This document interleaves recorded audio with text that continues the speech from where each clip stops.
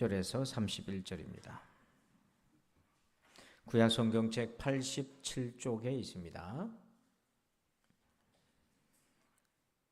출애굽기 4장 17절로 31절을 우리 함께 교독합니다. 너는 이 지팡이를 손에 잡고 이것으로 이적을 행할지니라.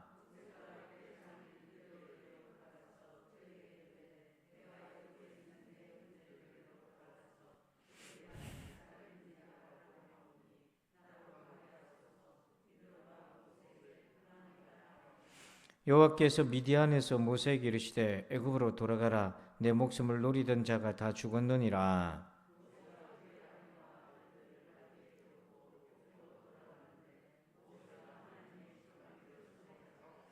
여호와께서 모세에게 이르시되 네가 애굽으로 돌아가거든 내가 내 손에 준 이적을 바로 앞에서 다 행하라. 그러나 내가 그의 마음을 완악하게 한즉 그가 백성을 보내주지 아니하리니.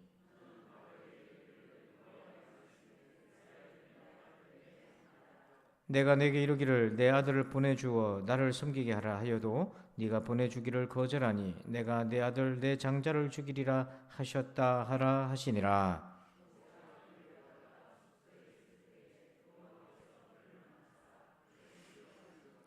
시포라가 돌칼을 가져다가 그의 아들의 포피를 베어 그의 발에 갖다 대며 이르되 당신은 참으로 내게 피 남편이로다 하니.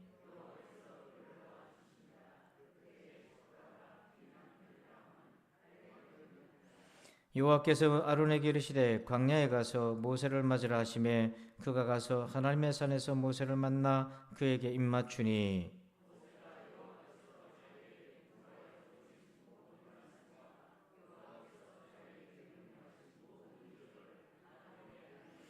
모세와 아론이 가서 이스라엘 자손의 모든 장로를 모으고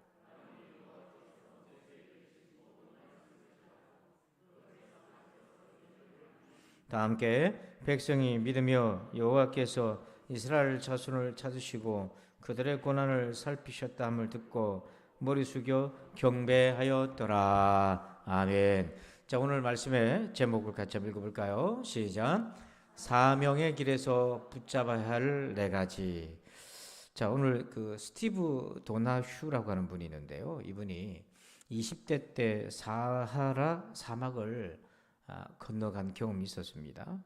그때 이제 그 경험을 관찰하고 경험한 것을 가지고 인생의 교훈과 또 사업과 많은 사람을 돕게 되었는데, 이제 그걸 묶어낸 것이 이제 사막을 건너는 6가지 방법이라는 그 책에 기록이 되어 있는데요. 여러분, 사막을 건널 때 어떻게 해야 안전하게 건널 수 있겠습니까? 6가지 방법 중에 여러분 밑에 사진을 보면 낙타들이 어떻게 가고 있어요? 지금 무리를 지어서 가고 있잖아요. 혼자 가는 것이 아니라. 이걸 이제 콘보이라고 하는데, 이게 뭐냐면 사막을 건너는 방법 중에 함께 가라고 되어 있습니다. 왜냐하면 사막은 2가지 필연적인 특징이 있습니다. 하나는 불확실한 거예요. 무슨 일이 생길지 모르는 거예요. 그래서 사람의 계획과 경험이 별로 도움이 안 되는 곳이 사막이라는 거죠. 그다음에 2번째는 뭐냐면 사막에서는 길을 잃게 되는 방황을 어쩔 수 없이 하게 된다는 거예요. 자, 왜 이 얘기를 하냐면 지금 이제 드디어 모세가 사명을 받아서 애굽 땅에 가서 백성들을 데리고 광야로 나와야 되거든요. 그러니까 이 사막을 건너가야 될 책임을 모세가 또 안았습니다. 그러면 모세는 이 출애굽의 사명을 감당하기 위해서 그가 꼭 붙잡아야 될 것이 어떤 것이 있는가? 또 오늘 저와 여러분들도 우리가 하나님 앞에 부름 받을 때까지 우리가 꼭 붙잡고 가야 될 4가지, 사명을 감당해야 될 4가지가 어떤 것이 있는가? 자, 우리 첫 번째로 17절 한번 봅시다. 17절 같이 읽어봅시다. 시작. 너는 이 지팡이를 손에 잡고 이것으로 이적을 행할지니라. 아멘. 첫 번째로 붙잡아야 될 것이 무엇입니까? 지팡이예요. 그런데 지팡이는 도구가 아닙니다. 도구가 아니고 지팡이가 의미하는 건 뭐냐면 능력의 하나님을 뜻하는 거예요. 그리고 이 지팡이를 가지고 뭘 하라고 되어 있습니까? 이적을 행하라고 되어 있잖아요. 여기서 이적이라고 하는 그 히브리어의 뜻은 뭐냐면 일종의 표적인 겁니다. 표적은 뭐냐면 특정 사실을 입증하기 위한 목적인 거예요. 그래서 모세가 이적을 행하는 것은 자기가 신령하다는 것을 드러내려고 하는 것이 아니라 자기가 하나님의 보냄을 받았다. 그거를 입증하기 위한 표적인 거고, 그리고 바로 앞에서도 이스라엘 백성들 앞에서도 출애굽을 해야 되잖아요. 이게 하나님의 뜻이라는 것을 입증해야 되고 믿게 해야 되는 것으로서의 그 표적이 바로 이 이적이라는 거예요. 그래서 사람들이 아직까지 하나님과 인격적인 교제, 친밀감이 없는 사람들이 이게 하나님의 뜻인지 어떻게 알겠습니까? 그래서 모세가 행하는 그 이적, 표적을 통해서 이게 진짜 하나님 뜻이구나. 모세가 진짜 하나님의 사람이구나. 그렇게 받아들이고 믿도록 하기 위해서 그렇게 하신 거예요. 그래서 이 이적의 목적은 뭐냐면 31절 보십시다. 31절 한번 읽어봅니다. 시작. 백성이 믿으며 여호와께서 이스라엘 자손을 찾으시고 그들의 고난을 살피셨다함을 듣고 머리 숙여 경배하였더라. 아멘. 자, 31절 앞에 보니까 그 이적을 통해 백성들이 어떻게 됐다고 되어 있어요.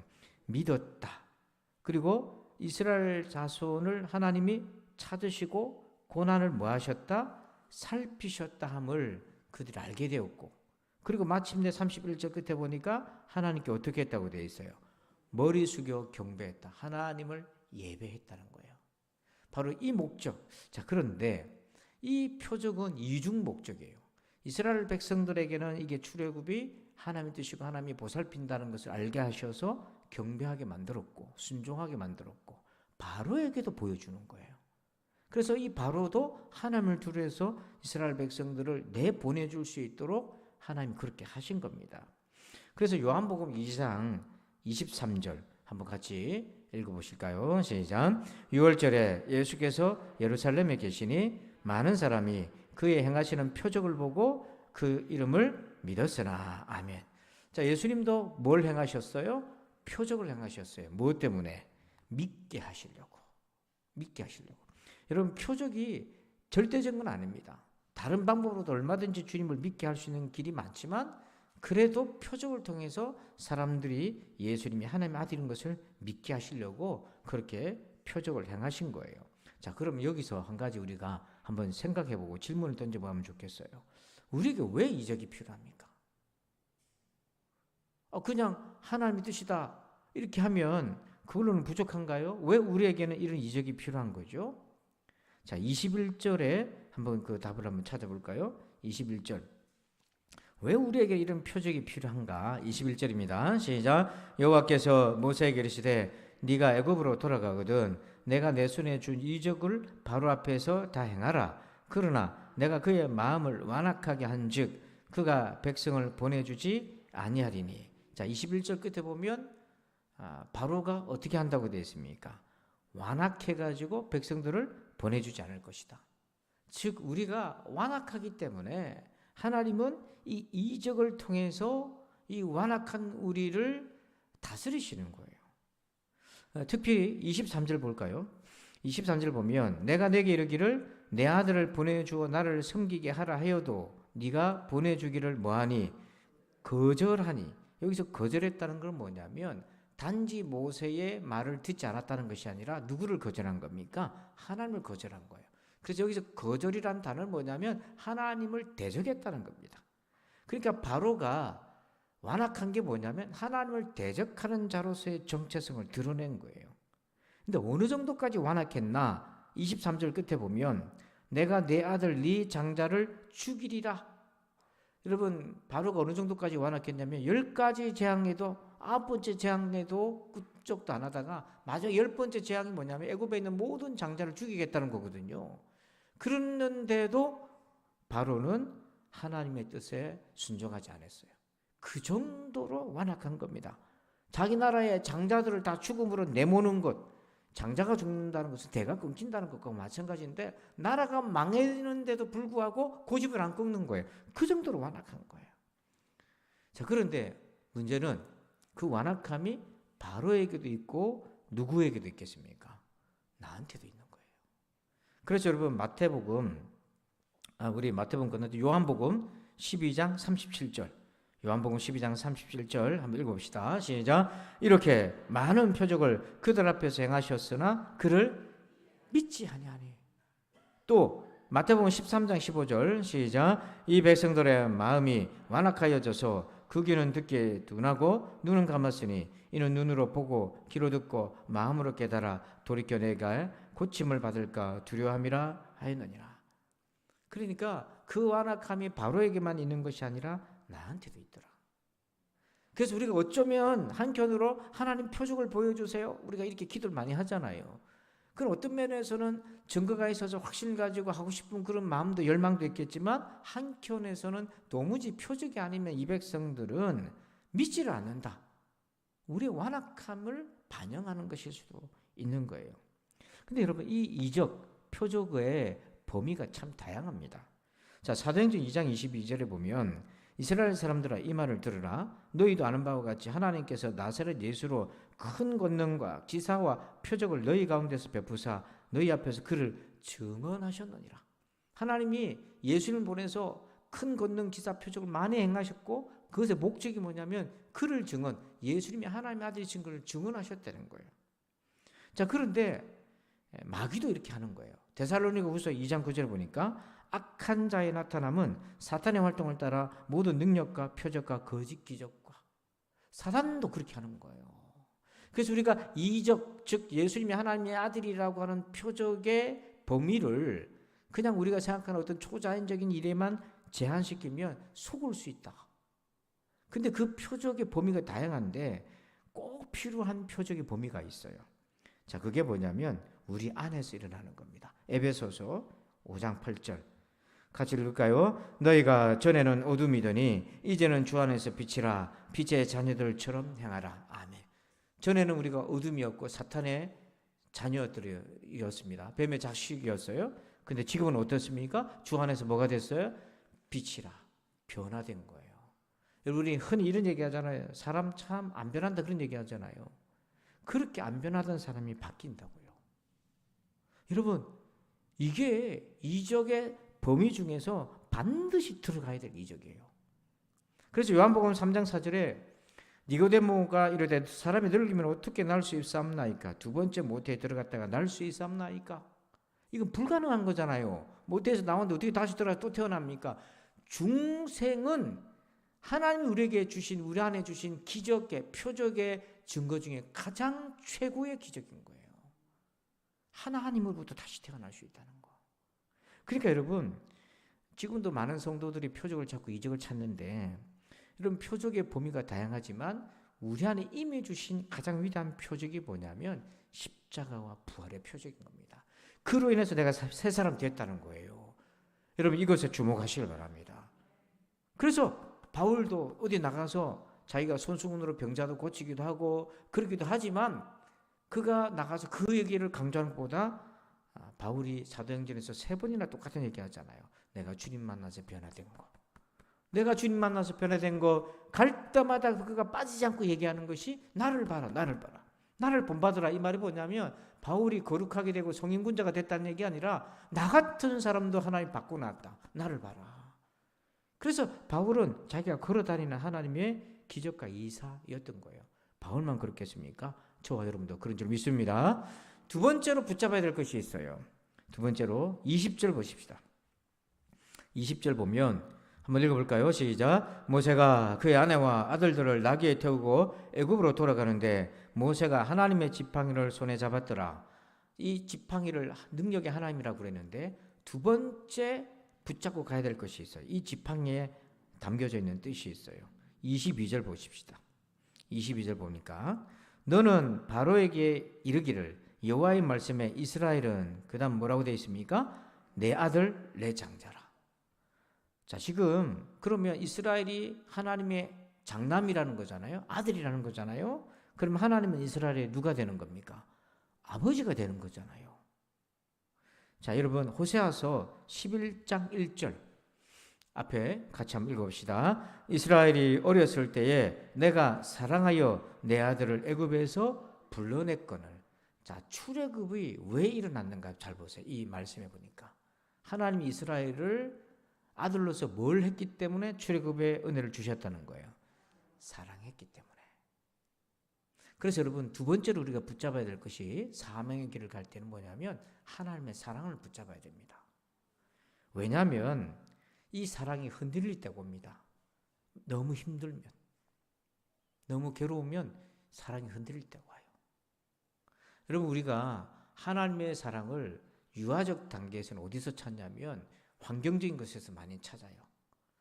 출애굽했더니 막 바다에 길도 생기고 목마르니까 갑자기 어디서 물이 터지게 나오기 시작하고 배고프니까 그 소고기가 하늘에서 떨어지고 야 하나님이 나를 사랑하는가 보다. 이게 유아적인 단계는 그런 걸 주변을 통해서 많이 느껴요. 그런데 사명의 길을 가다 보면 적대자들이 방해하고 환란이 오잖아요.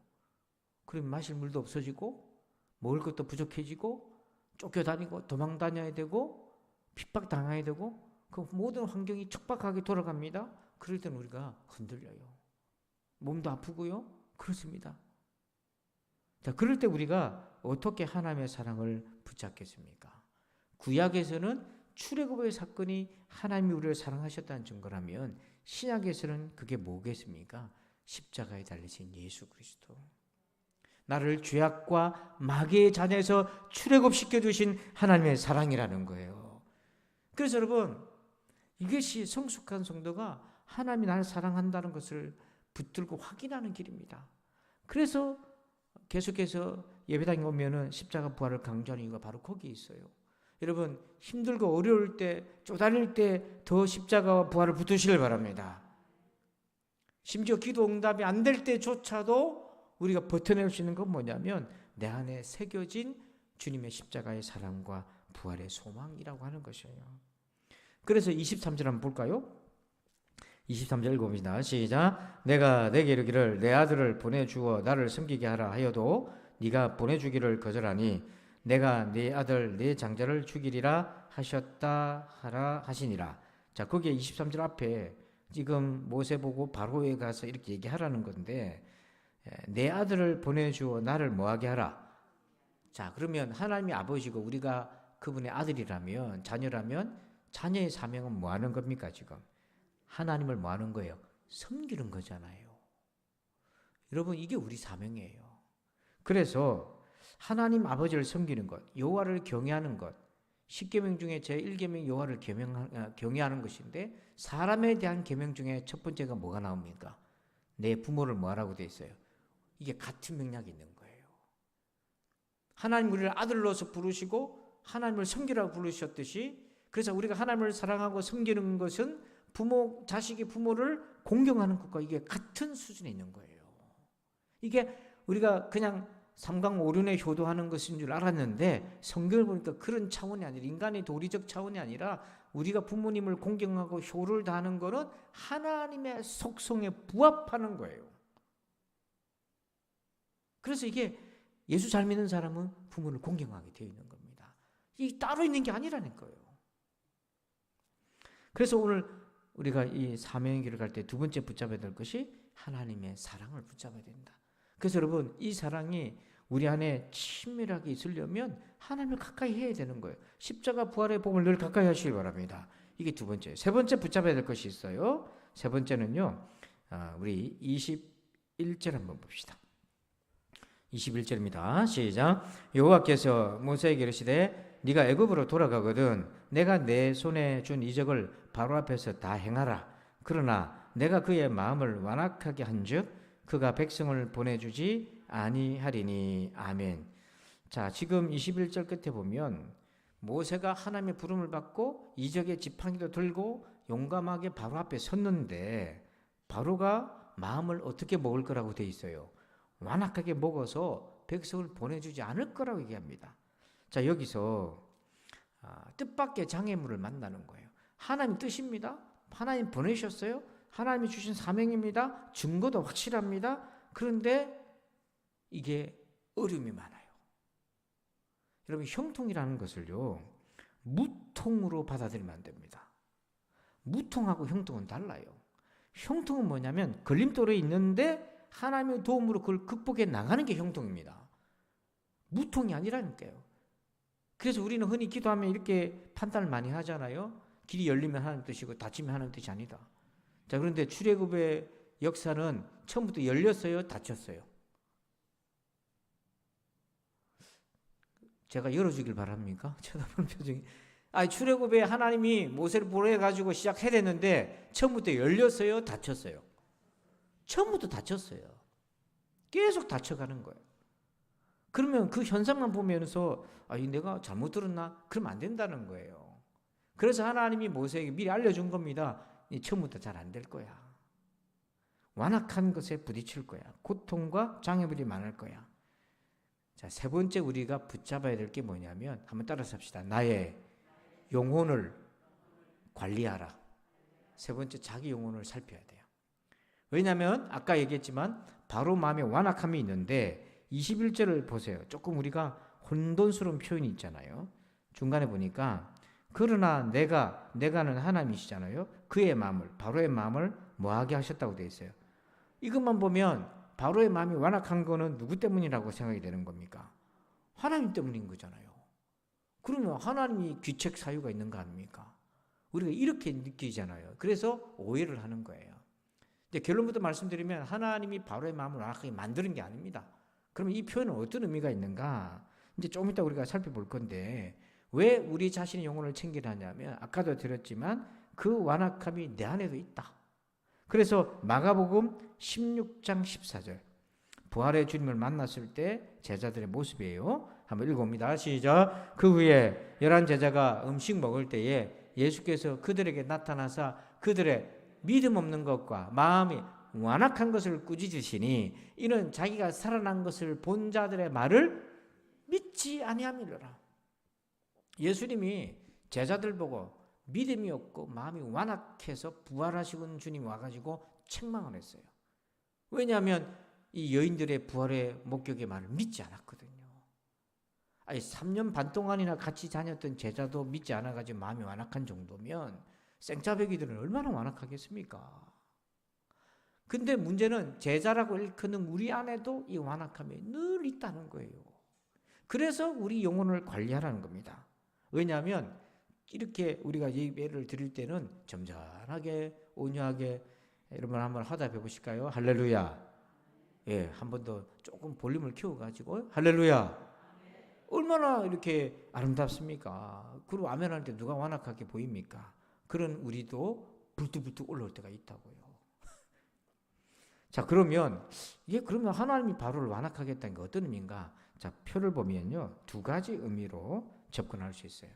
하나는 허용적 완악입니다. 좀 이따 설명하겠죠. 또 하나는 결과적인 완악인 거예요. 이 두 가지 의미를 가지고 두 가지 접근을 해볼 텐데 허용적 완악이라는 게 어떤 거냐? 자, 시편 81편 12절 시작. 그러므로 내가 그의 마음을 완악한 대로 버려두어 그의 임의대로 행하게 하였도다. 그러니까 우리가 완악해가지고 완악한 짓을 할 때에 하나님이 어떻게 하셨다는 거예요? 내버려 뒀다는 거예요. 이게 허용적 완악인 거예요. 또 결과적 완악이라는 게 또 어떤 겁니까? 사무엘상 6장 6절 읽어봅시다. 애굽인과 바로가 그들의 마음을 완악하게 한 것 같이 어찌하여 너희가 너희의 마음을 완악하게 하겠느냐? 그가 그들 중에서 재앙을 내린 후에 그들이 백성을 가게 함으로 백성이 떠나지 아니하였느냐? 자, 6절 앞에 보면 애굽인과 바로가 그들의 마음을 뭐 하겠다? 그러니까 그들의 마음을 완악하게 한 주체는 누굽니까? 자기들이라는 거잖아요. 그러니까 아까 여호와께서 바로의 마음을 완악하게 했다는 것은 허용적 완악이라는 거고, 지금 요 말씀을 보니까 실제로는 백성들, 애굽 사람들과 바로가 그들의 마음을 완악하게 먹었다는 거잖아요. 이게 뭐냐면 자기들 때문에 결과적으로 이 사람들이 완악하게 됐다는 얘기인 거예요. 우리 흔히 그런 거 있잖아요. 우리한테 불평을 유발하게 하는 사람, 분노를 유발하게 하는 일들도 있잖아요. 원인이 다 있어요. 하지만 반응이 꼭 그렇게 반응을 안 할 수도 있는 거잖아요.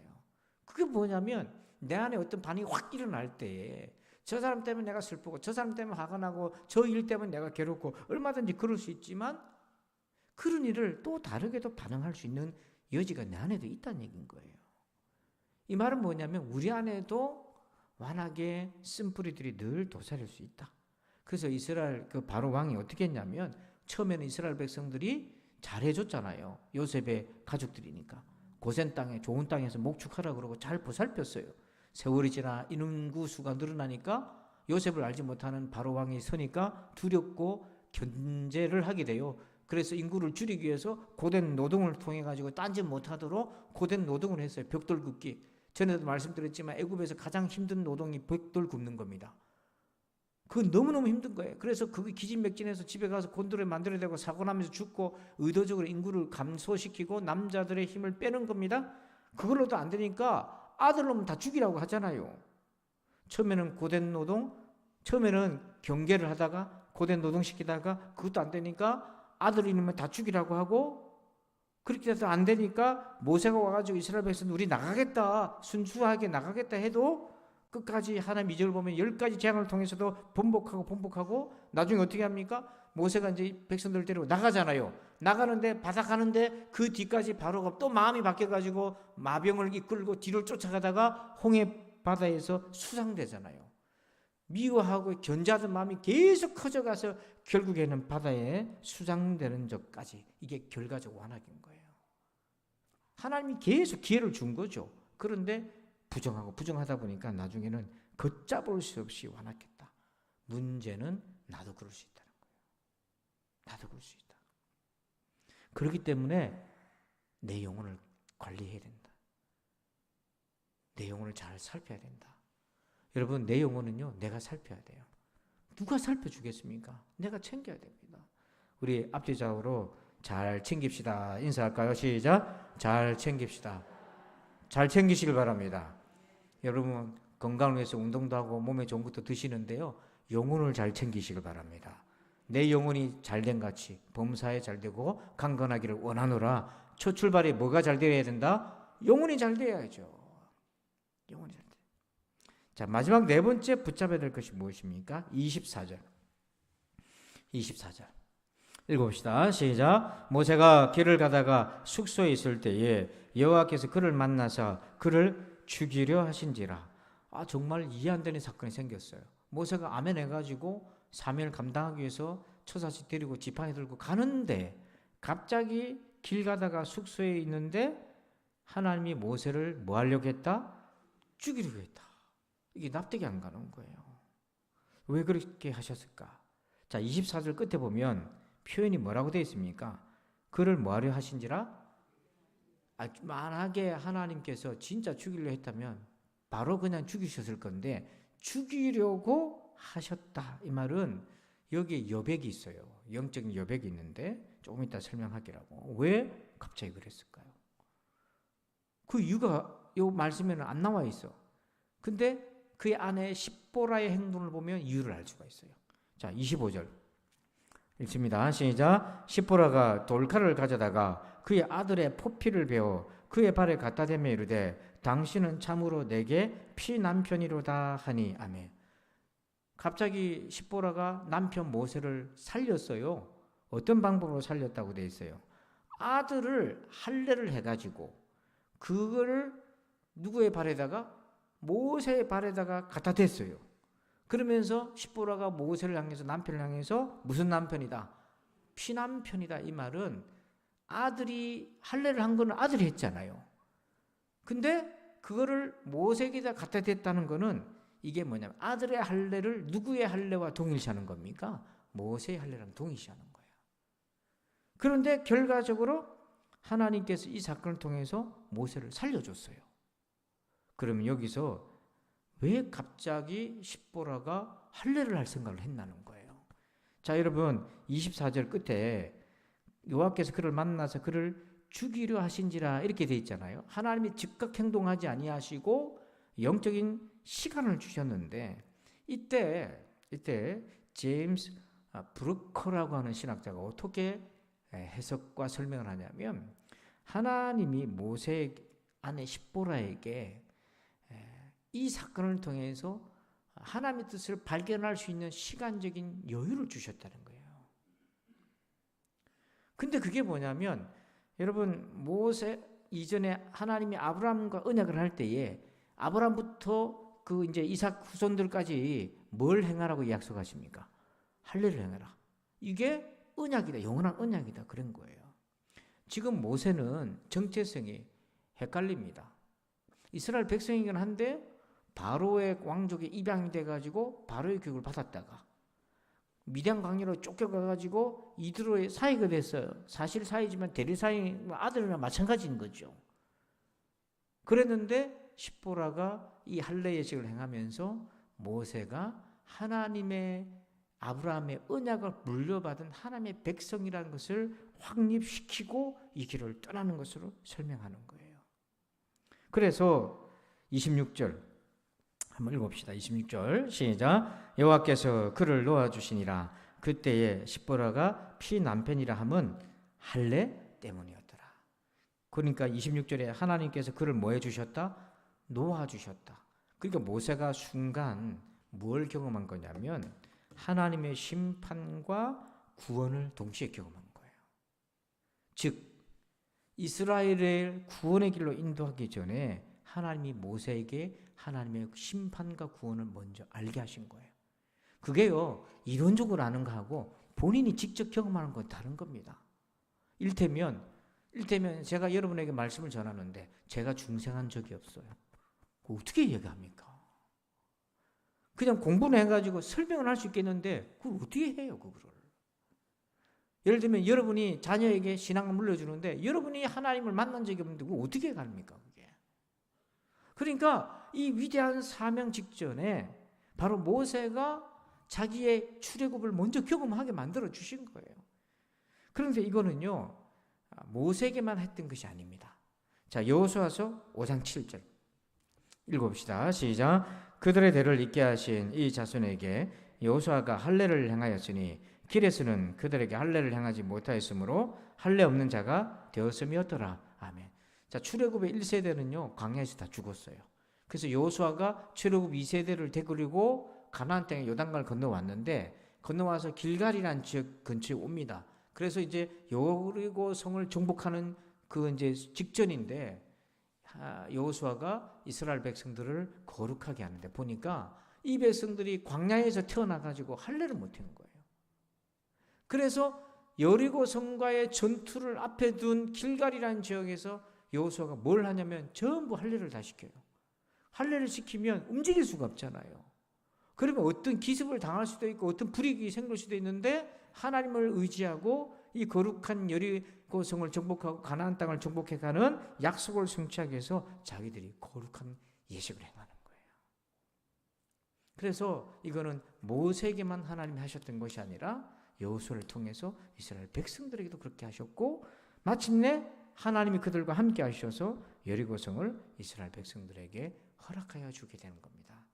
그래서 오늘 사명의 길을 갈 때 우리가 붙잡아야 될 네 번째는 뭐냐면 구원의 은혜를 붙잡아야 됩니다.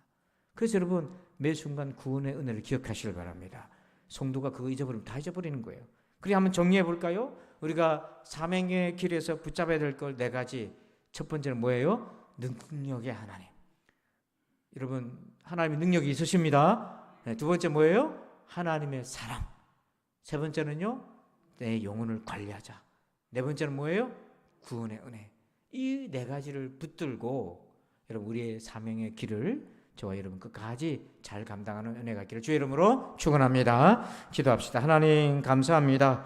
오늘 이 말씀을 받았습니다. 사명의 길에서 붙잡아야 될 네 가지를 기억하게 하여 주옵소서. 능력의 지팡이 하나님을 의지하게 하시고 하나님의 그 사랑을 기억하게 하시고 우리도 얼마든지 완악할 수 있으니 우리의 영혼을 잘 관리하게 도와주시고 우리가 먼저 구원의 은혜 가운데 충만케 되게 하여 주시옵소서. 감사하며 예수님의 이름으로 기도합니다. 아멘. 우리 다 함께 주의 삼창을 간절히 기도합시다. 주여 주여 주여. 아버지 하나님 감사합니다. 우리 5분 이상씩 우리 기도하고 돌아가십니다. 아버지 감사합니다. 아버지 하나님